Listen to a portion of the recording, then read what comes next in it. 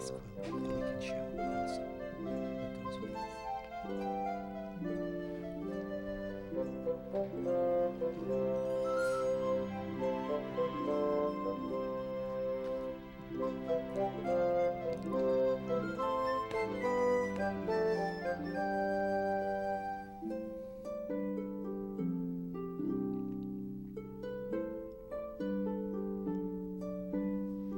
Hello and welcome to the Extra Mile. I'm Linda Boudreau. Our guests today are Terry Graham and JONELLE Archibald. They are the co-coordinators for the Home of the Brave Quilts, and they're with the Quilter's Guild of Acadienne. And so we're going to be talking to them about quilting and the guild and about the Home of the Brave Quilts. So welcome both of you. Thank you. Thank you. Thank you. You know, we're sitting on a set surrounded by beautiful quilts, which is, and I was telling you earlier, which is one of the things that I love. I love the women's handwork. But what is the Quilter's Guild? What do you all do? Well, we actually try to promote quilting in this community and everywhere, and try to have a lot of learning experiences, you know, a lot of educational experiences. We meet once a month. We have lots of programs, and this year being done by a lot of our members. Okay. So we often have had out-of-town speakers come in to bring their expertise. So we all love quilting. We love getting together. We have lots of projects. Everybody works on their own thing, but we do have some projects that we work on through the year. Like the Home of the Brave Quilts. Yes, That's it's one of our guild community service project. projects. Yeah. Yes, it is. Ongoing, so. So how did you, did you start quilting early on? I mean, has quilting been a part of your life forever and ever? I guess really started about 95, 96, somewhere. I was working at the House of Fabrics, and it's no longer here. But that's when I think I made my big first quilt. No, not big, but baby size. And Big enough. yes, it was big enough. And then we got started, and then you get involved with the guild, and then you have to start making because everybody else is making, so you don't want to get left behind. That's right. Competition is good. Oh, yeah. I started about 9 years ago after I retired, and I found my grandmother's cover quilt that she had not finished, and I thought, well, I'm going to finish this. Quickly found out I needed lessons really badly, and then I got hooked. You know, and so I've been, you know, just we love taking classes and just learning new things, and we all have a lot of fabric in our stashes. It's an addiction. And you can use big pieces and little pieces, can't you? Yes, scraps. This is an addiction. I can believe Yes. it. It is. I can imagine walking around creating the quilt in your head. Yeah? Walking Well, around our sewing room. Yeah, it's Quick. it's a very calming feeling, you know, Yeah. to walk in your sewing room and just kind of touch the fabric and walk around and reorganize it. It's a great place Yeah. to go To kind of for soothe. some peace. Yeah, Yeah, uh-huh. there's more than one kind of self-soothing, isn't it? Yes. Quilters like to just touch their Yeah, fabric. I know. So is most of the quilting done on machine now, or do people still hand quilt? Some or- people do. We have one lady that does hand quilting. Wow. Yeah, Wow. she, Grace Yeah, Gilroy. uh-huh. So somebody wants to join the guild or find out more about the guild. What do they have to do for that to happen? Well, we're having some of the information, I think, posted on this show, but Okay. they can call us, call me, they can email. We have a Yahoo site that they can go on to get information, and it's the Quilter's Guild Acadienne. And we have our meetings on the last Thursday of the month at Northwood Methodist Church on Gloria Switch in Okay. Law Street. Yeah. And we have 2 meetings a day. One is at 9:30 and one is at 6:30. And you're just welcome to come, and come with a friend, come by yourself. It doesn't matter. We're a very friendly group. Welcome you. We're very happy to And have new quilters join us. If you've never quilted before but are just mildly curious, can you Oh. still come? Absolutely. Oh, yeah. Absolutely. What we're doing this year is a little bit different than the past, is we're doing things within the guild where some of the quilters, the local ladies, are showing and demonstrating some of the techniques.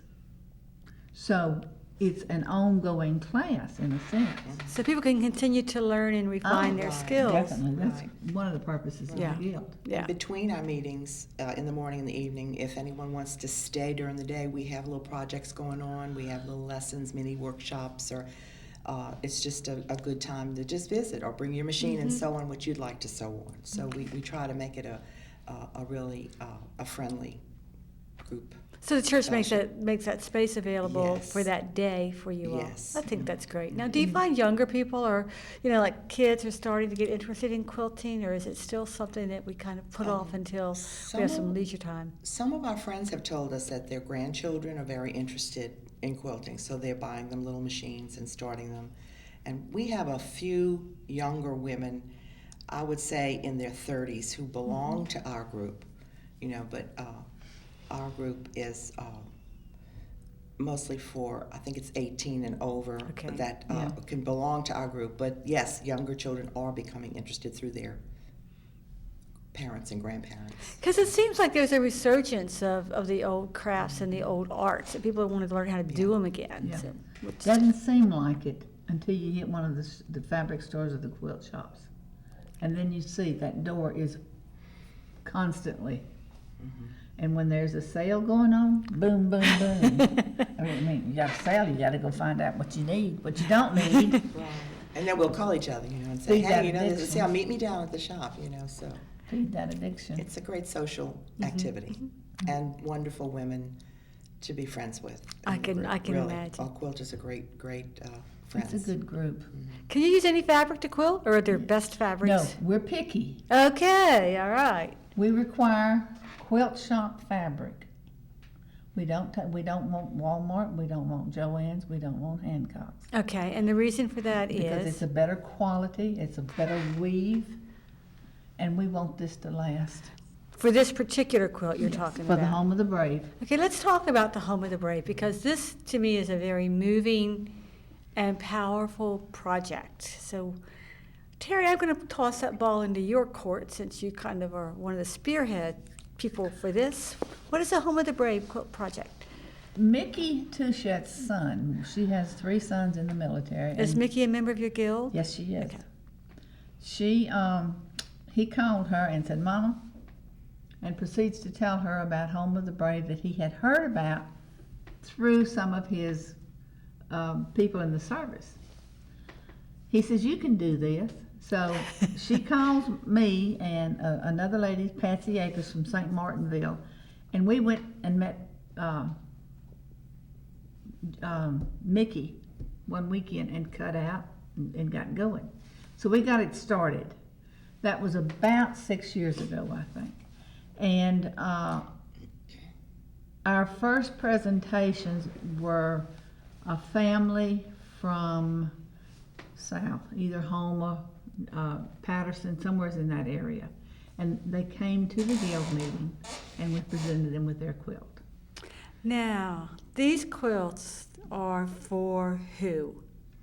Next of kin, if we can find the next of kin.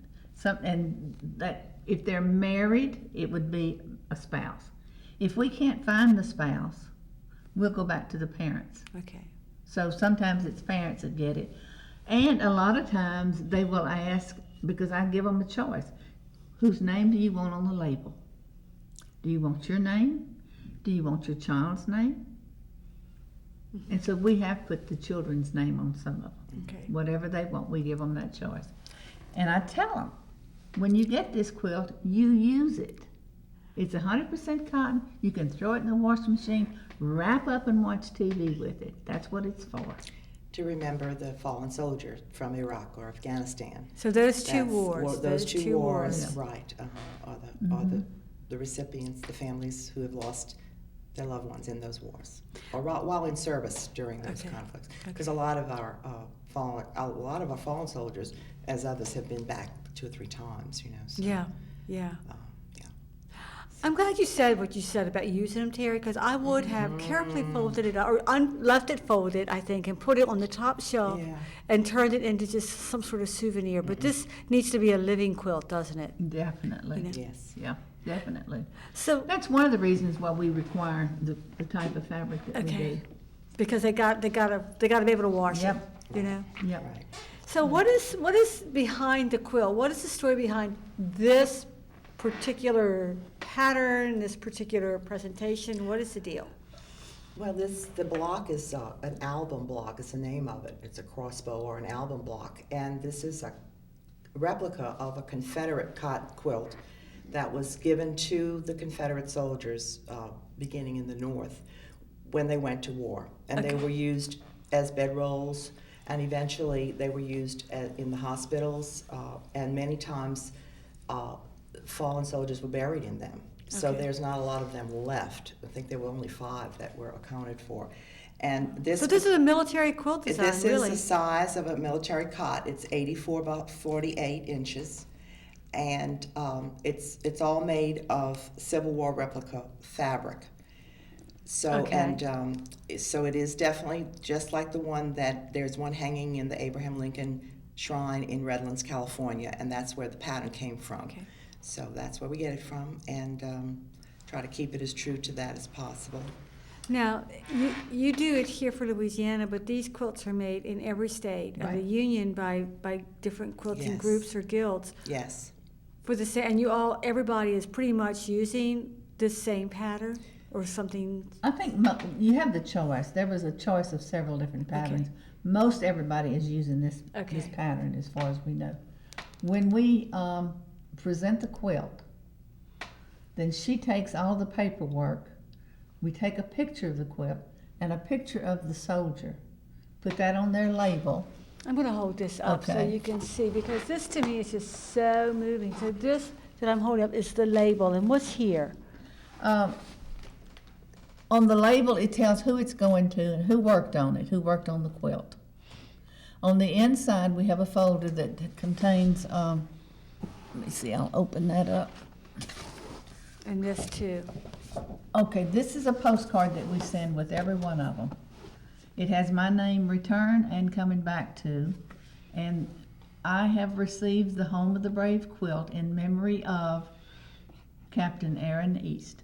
Whoever receives this quilt signs it and drops it in the mail, so that I know they got that quilt. Okay. That's If they don't come for an official presentation, then you will mail it to them. Right, right.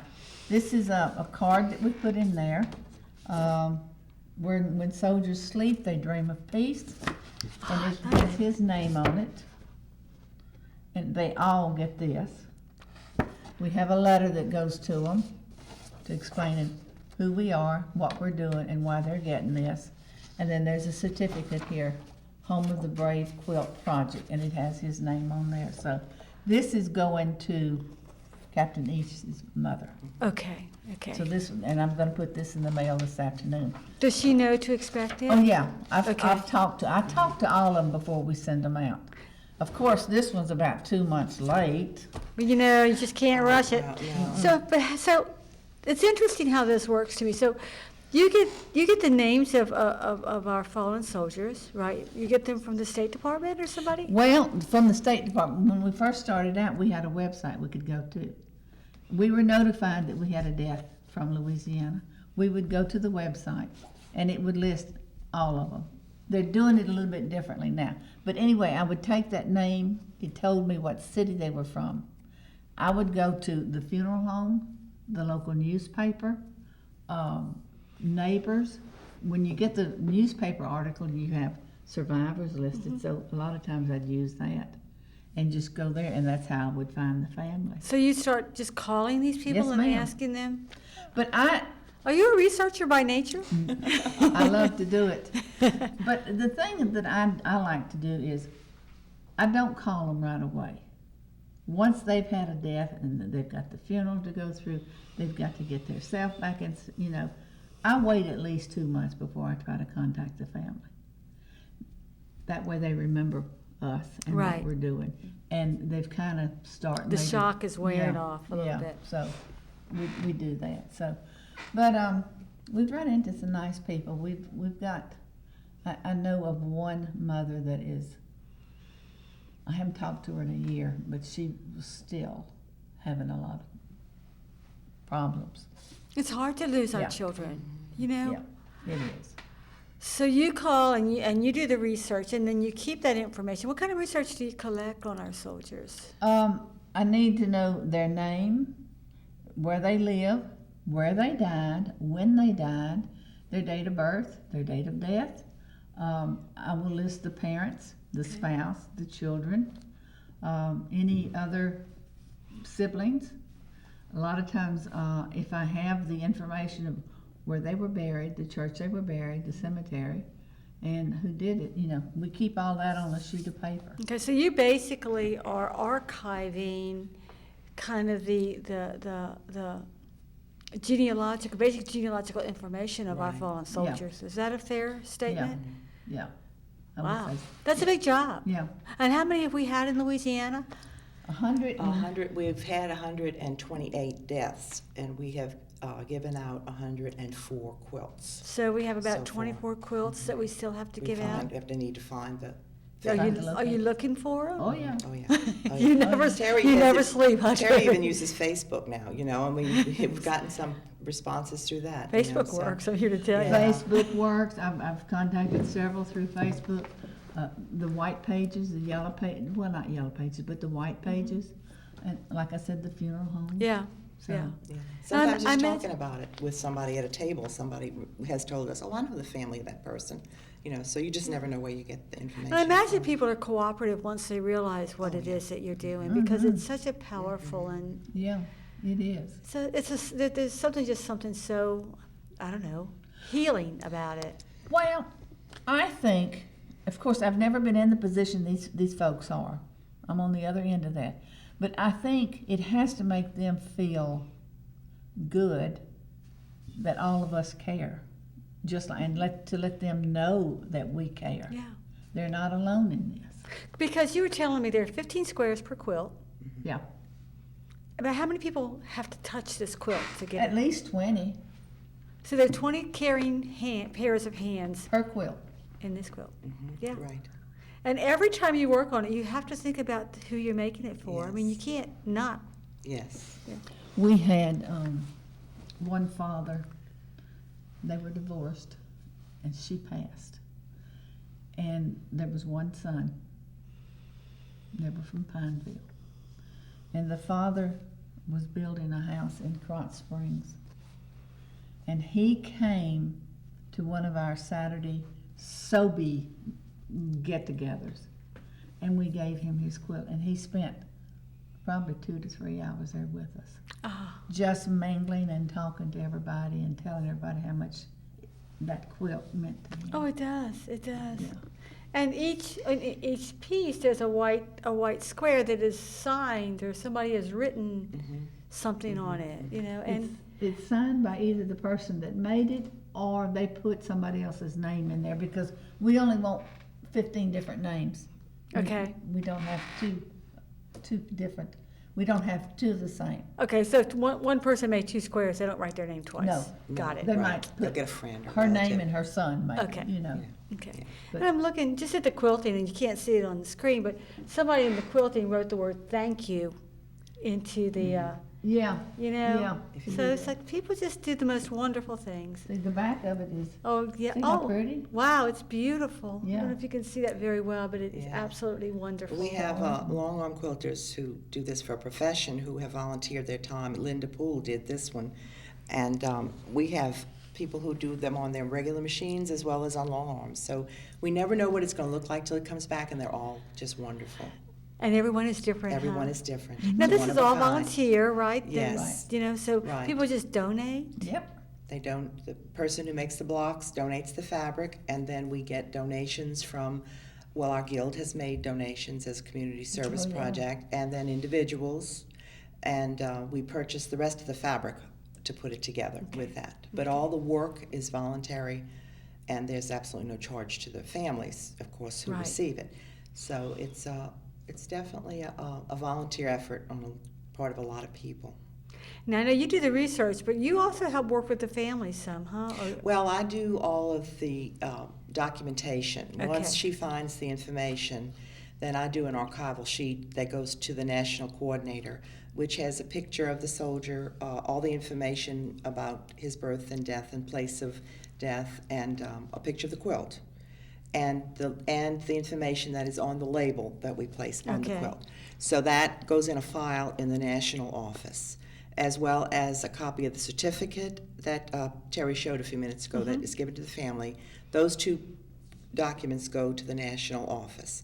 And And then this is a national office this is for? in California, national coordinator Home of the Brave. for Home of the for Brave. okay, okay. And then I also send pictures of all the quilts, and they post them on the national website, which is Home of the Quilts, The Home of the Home of the Brave quilts.com.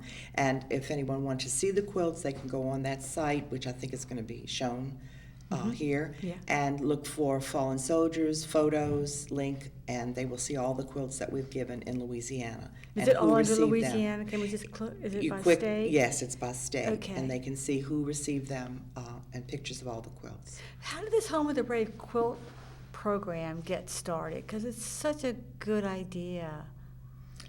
Don Beld from California is the one that started it. He's a male quilter who belonged to a guild in California, and it was started there with him.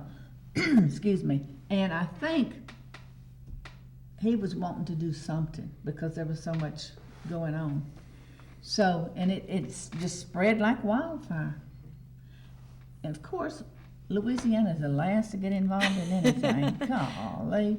But when we heard about it, I mean, everybody in this area just jumped on the bandwagon.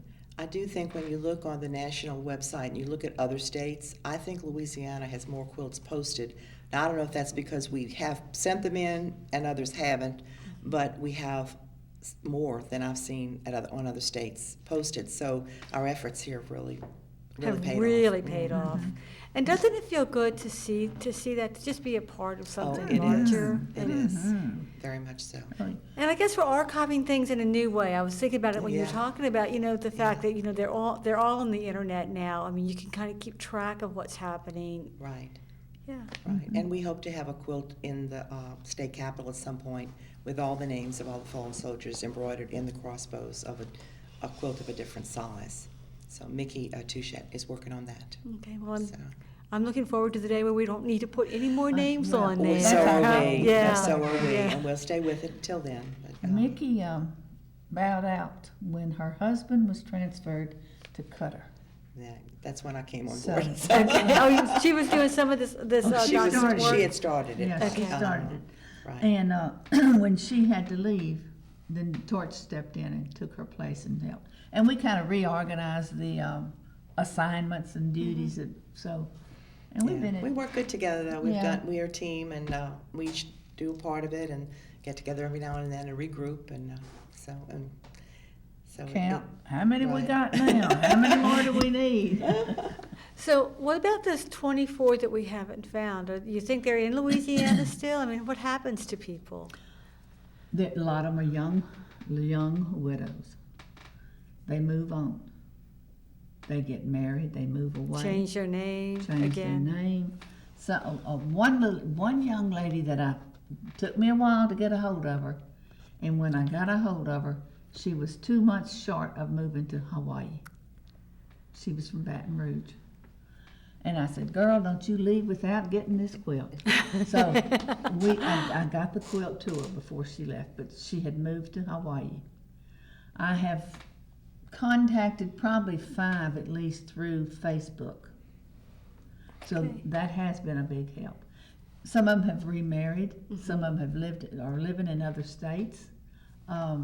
Some of them don't know that we're looking for them, I was just sitting here thinking, if anybody watching knows of a fallen soldier whose family has not received a quilt, Exactly. I Yeah. mean, ask them, did you get your quilt? And if they Right. didn't, contact them. Yeah. That's waiting for them. Right. Yeah. We have someone from the VA office who's going to help us also. Okay, I mean, good. we've gotten some contacts of people who are trying to help us, so we just keep at it. We'll find them. Oh, yeah, because you know what? We ain't going nowhere. That's right. No. That's right.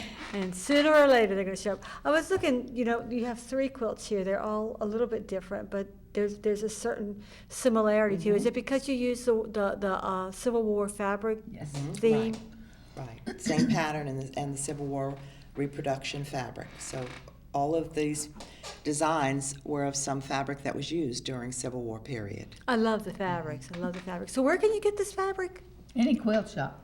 Okay. And we have several in I was going to say, do we town. have lots of quilt shops in We've there? got the Barn Quilter. We've got Ginger's up on Glory Switch. Gloria Switch, Lola Pink. I don't think I don't think they have. I don't think she's got any No. Civil War, but she could get it for you if the others can't, you know. See how much I know, huh? Yeah. She's brand And they're new. just a lot, you can see, I mean, just so many different designs. Yeah, yeah, and I think the fact that this is a Civil War pattern adds additional Exactly. meaning to it. Mhm. So in the last couple of minutes that we have, I just want to talk about the Guild again, and just again, you meet when? The last Thursday of the month Okay, at Northwood Methodist Church on Gloria Switch and Moss Street, 9:30 a.m. and 6:30 p.m. And they can reach us through any of the contact information on this show, and we would just love to have anyone who's $20 a interested. year. If- $20 a year, Yes, I no, do. that's the Beat best that. deal in town. Yeah. Yeah, it is. So that's Beginners welcome. Beginners are Yes, more than absolutely. yeah. Any level of quilters are welcome because we share our knowledge with each other. We're a Okay, very sharing group. So if you want to learn, ours is a good group to start with. One thing about quilters, they like for you to know how much they know. So they're gonna be more than willing to then the, help you out. then and the show less you. you know, the better. Right. Oh yeah, oh yeah. That's Well, on right. that note, I want to thank both of you for being with us today, for Oh. sharing what you do as quilters, and for the wonderful work that you're doing for our community and for Wow. our fellows. Thank Thank you for you. having Thank you us. both. We're so glad to be here. And thank you for watching The Extra Mile.